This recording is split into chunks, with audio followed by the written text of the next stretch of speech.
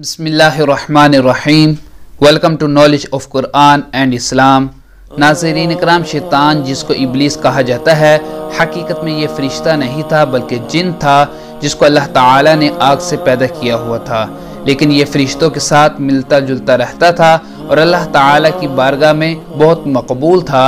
अल्लाह ताला का बहुत बड़ा इबादत गुजार था, इसलिए अल्लाह ताला ने इसको बहुत सारे बुलंद दर्जात व मरातिब से सरफराज फरमाया था।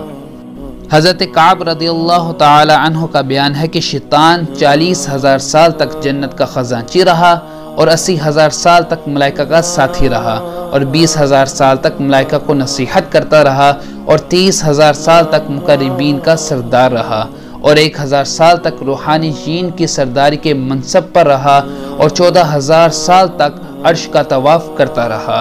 और पहले आसमान में इसका नाम आबिद था और दूसरे आसमान में जाहिद और तीसरे आसमान में आरिफ और चौथे आसमान में वली और पांचवें आसमान में तकी और छठे आसमान में खाजिन और सातवें आसमान में इसका नाम इज़ाज़ील था।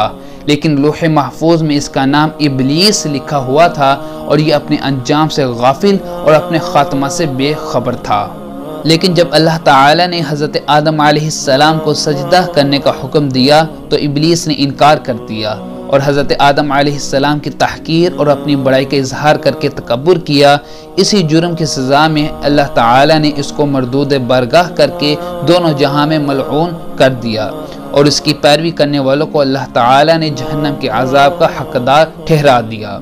नाज़रीन इकराम, शैतान कितना बड़ा इबादत गुजार और किस कदर अल्लाह ताला की बारगाह में मकबूल था और कैसे कैसे दर्जात पर फाइज था, मगर उसका अंजाम क्या हुआ कि उसकी सारी इबादतें गारत व उकारत हो गई, यानी उसकी तमाम इबादतें ज़ाया हो गईं और वो दोनों जहानों में मलऊन होकर अज़ाब जहन्नम का हकदार बन गया, क्योंकि उसको अपनी इबादतों और अपनी बुलंदी दर्जात पर गुरूर और तकब्बुर हो गया था, मगर वो अपने अंजाम और ख़ात्मा से बिल्कुल बेखबर था। लेकिन जब अल्लाह ताला ने शैतान को अपनी बारगाह से मरदूद करके दोनों जहानों में मलऊन कर दिया तो अल्लाह ताला के पास आकर शैतान बोला कि ए अल्लाह, मुझे मोहलत दे उस दिन तक कि जब लोग उठाए जाएंगे। तो अल्लाह ताला ने फरमाया, तुझे मोहलत है? बोला, तो कसम उसकी कि तूने मुझे गुमराह किया, मैं ज़रूर तेरे बंदों को सीधे रास्ते से भटकाऊंगा और उनकी ताक में बैठूंगा और फिर ज़रूर मैं उनके पास आऊँगा, उनके आगे और पीछे से और उनके दाएं और बाएं से, और तू उनमें अक्सर को शुक्रगुजार ना पाएगा। तो अल्लाह ताला ने फरमाया, यहाँ से निकल जा। रद्द किया गया रोंदा हुआ, ज़रूर जो उनमें से तेरे कहे पर चला मैं तुम सब को जहन्नम से भर दूंगा।